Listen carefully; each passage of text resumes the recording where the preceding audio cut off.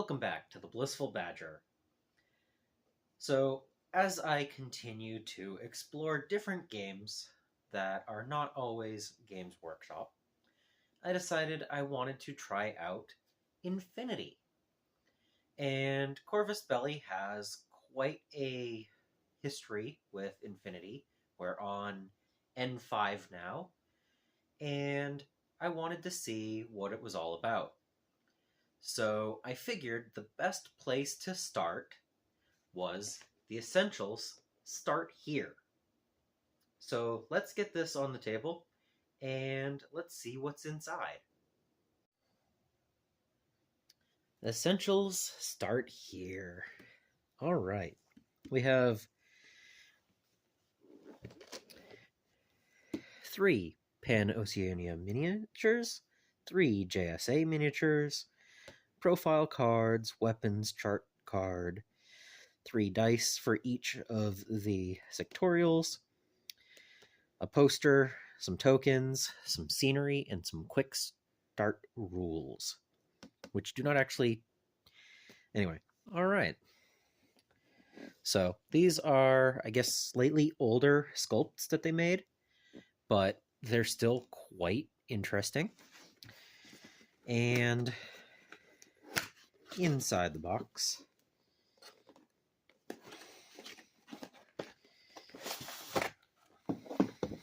nice little box. I have to say, I really like the way that they package things. So we have the different data cards, the dice.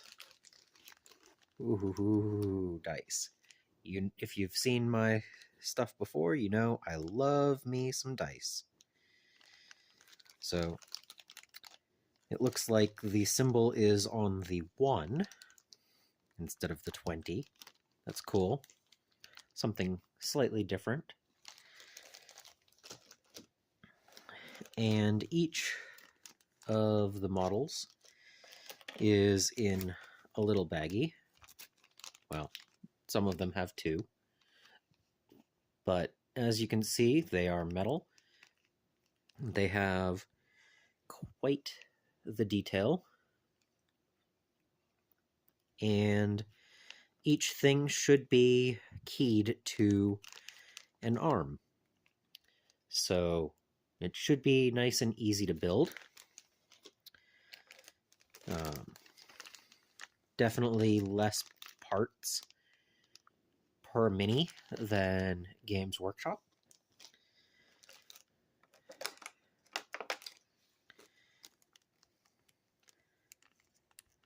I mean, there's backpacks and antenna, and most of these are each weapon arm, maybe a head and a body, maybe a little bit extra than that, but overall not too hard to build.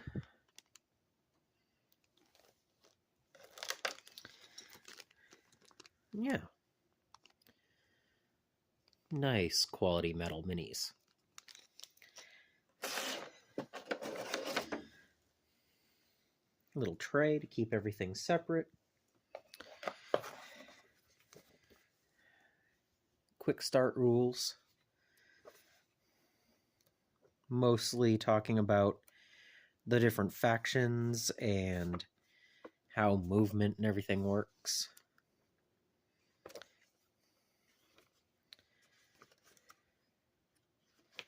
So, what an ARO is.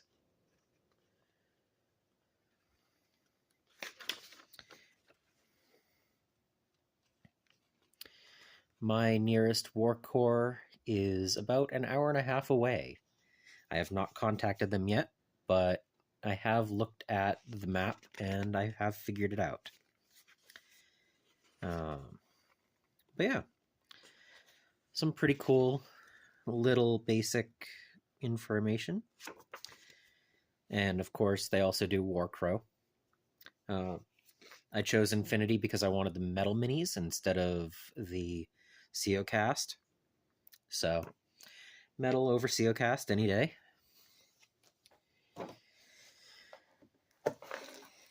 And then we have this. And again, this is a nice cardboard box. Probably usable for transporting minis and stuff. So I did pre-open this so I could make it easier to take things off. So we have a one-sided map to play on.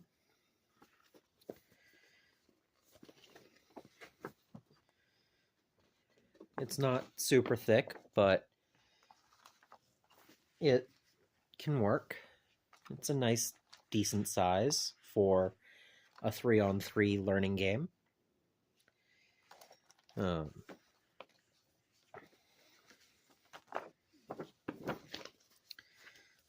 Again, perfectly fine. I have a couple of mats, but they're not exactly the right length, size, and all that stuff. But, you know, it's near enough. And then they have some cardstock buildings. So I'm going to get this set up and built, and I will return momentarily.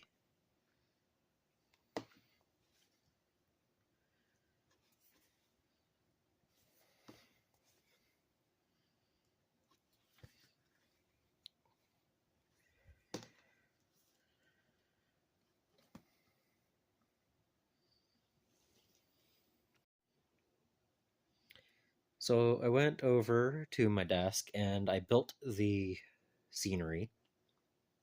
And I was like, man, I wish we had some instructions on how to build them. And then I came back to set up this map. And yeah, the scenery instructions are on the back.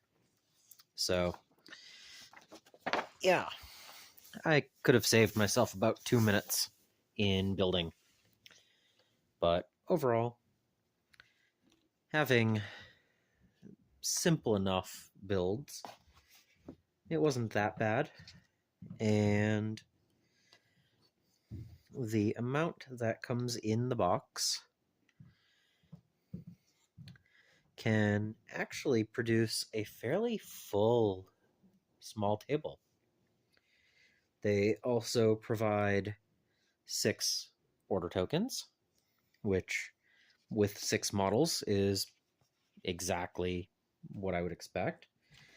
And they also have 2 rulers at 8 inches, since everything has an 8-inch range, pretty much, for like AROs and stuff. This is actually pretty nice. It's also got centimeters on the back, so that's also pretty nice. So yeah, this is everything you need to get that introductory quick game in. So that's pretty cool. I will have to actually go through and play it, but right now I want to work on more stuff. So to go along with that, I also decided I may as well buy Operation Sand Trap. These 2 forces do not actually match the 2 sectorials that are in the essential start here, but I like my models and I love painting, so let's see what's in this box. So, Operation Sand Trap. Not introductory, but still a cool 2-player battle pack.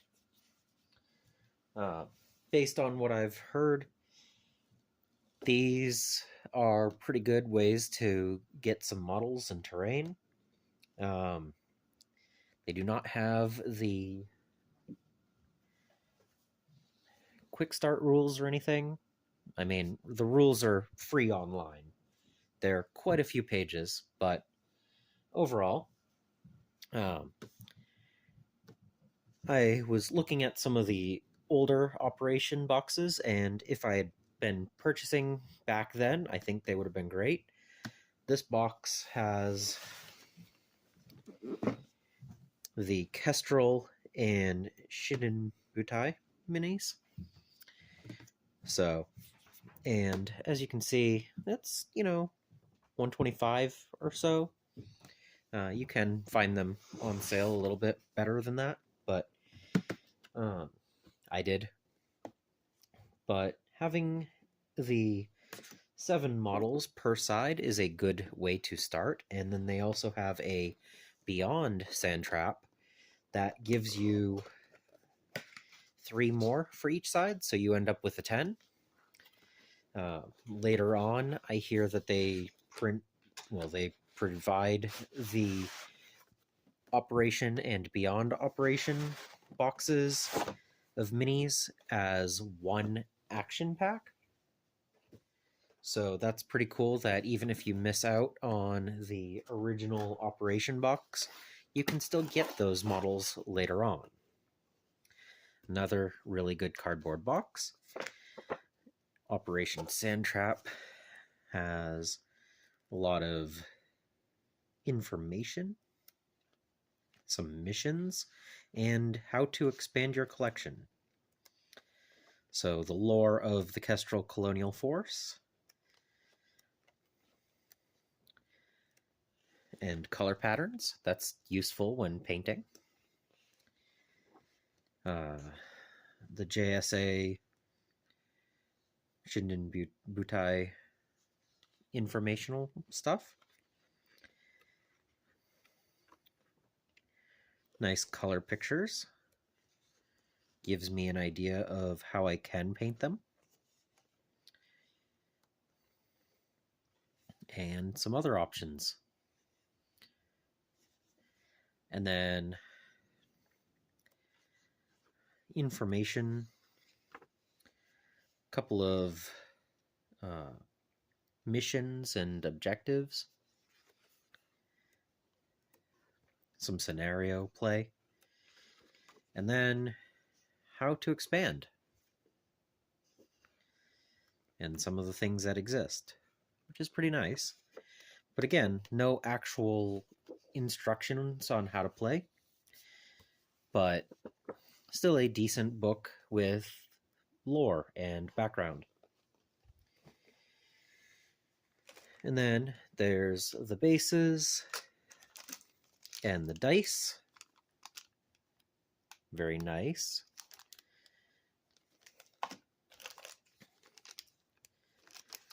Symbols on the ones again. All the metal minis. I see one piece that's not metal. Interesting. I'll see what that... there's a few. We'll see what that is when we get to it, but that's interesting. It looks like backpacks. It looks like we have 3 backpacks that are not metal. So that's interesting. And then we have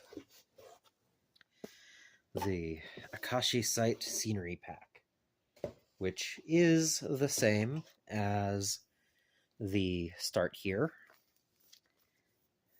Nice big pack. Research lab, storage warehouse, power plant, medical station, operations hub, 4 different generators, and 5 power and data connectors. So that's pretty cool. It tells you what they are. And then state markers and orders and a template. Those are good because templates are necessary for a whole bunch of weapons. And then cardboard rulers and template sets and a 24 by 32 inch game mat. So again, not quite enough for a full game, but now that I have 2, I might only need 1 more of these scenery packs, and I could have a full full game board. So I'm going to go build these, and I'll be right back. All right, so I just opened this, and wow, great instructions. The mat looks to be about double the size of the one I got in the Essential Start here. And then look at how many sets of Punch-Out stuff here. Like, this is a solid stack of 3mm cardboard. Yeah, I had to show that off before I started building it. All right, this scenery pack has a lot of cool stuff in it. So the map is just slightly double the slightly larger than double the Essential Start Here one. Like just maybe a half inch on one side. But I love that the pieces that come in this are different than the ones that come in the Essentials box. So we have some of the same smaller bits, and we did get one of these in the Essentials, but the Essentials box also has two of the hex containers, the two little walls, and the two like data screen things. So that was pretty cool to have even more options. This comes with 5 of these larger containers. The medical station and the storage warehouse and the research lab. Like, they're all really cool and they say what they are, but this is a decent amount and it went together fairly good. It's not 100%, forever terrain. Like, when I was building some of these, I had a little bit of separation right on the corners. Nothing that I'm worried about, being that these are house location. They're going to stay in the house in a container. I'm not running game store stuff off of this, but this gives me several different heights and a pretty decent amount. Let me see if I can get it all in the camera. Like, it is a 24 by 32 map, so it's a decent size. So yeah, 24 by 32 inches, and it has a pretty reasonable amount of terrain here. Then there's also supply boxes and consoles, 2 more rulers, the blast and template set, all sorts of camo and prone, and a bunch of regular orders and unconscious tokens, and even the size references. So those are good to have. And like it really is a very nice 2-player box. I'll need to get my models built up at some point soon, but I think playing a slightly smaller game on the 2 maps I have, and because again, this is the smaller one, and it's just slightly off that size.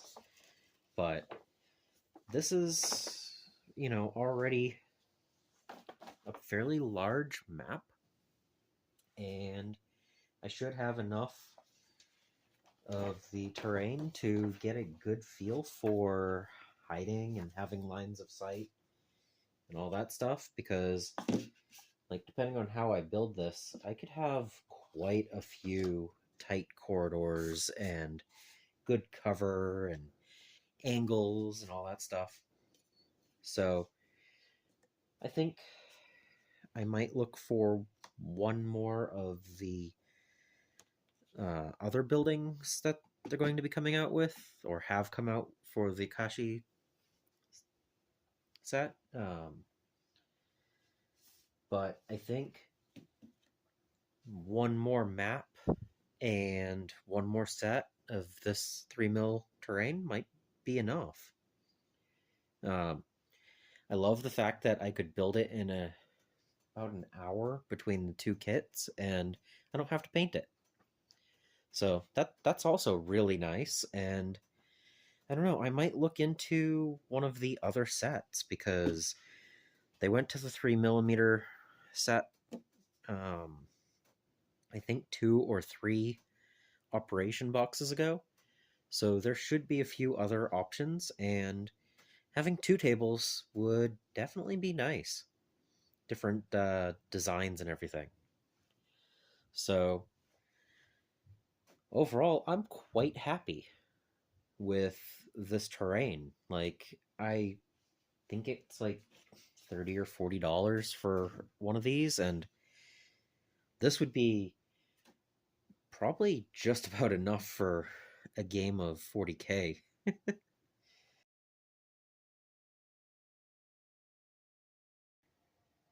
And what's great is it all fits quite easily in one of the storage containers that I've been transferring all of my terrain and models over to.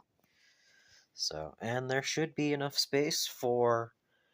I might be able to get another whole set in here with a little bit of modification, but I would definitely not suggest taking them apart all the time. But there's a lot of empty space, so I could probably get a little bit of better storage if I needed to, slip them in the small areas and all that stuff. But that is a nice little bit of storage area. And I can even put the mats in there.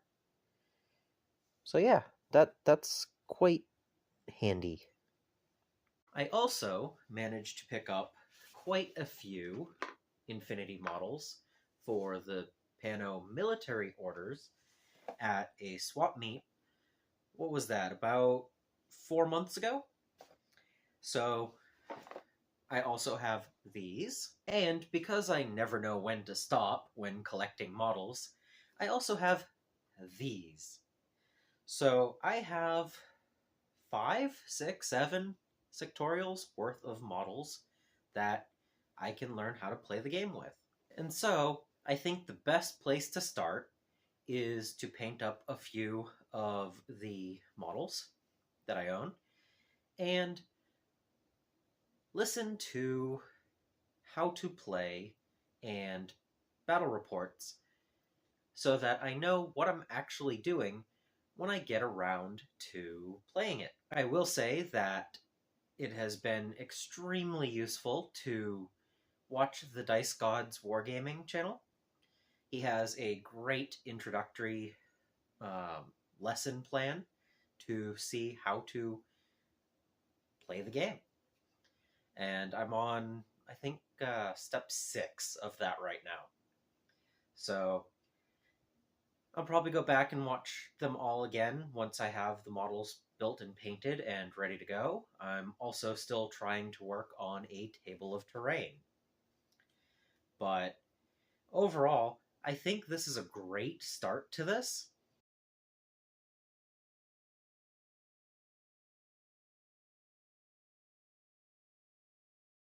I love painting these metal minis I am getting a nice vibe off of them.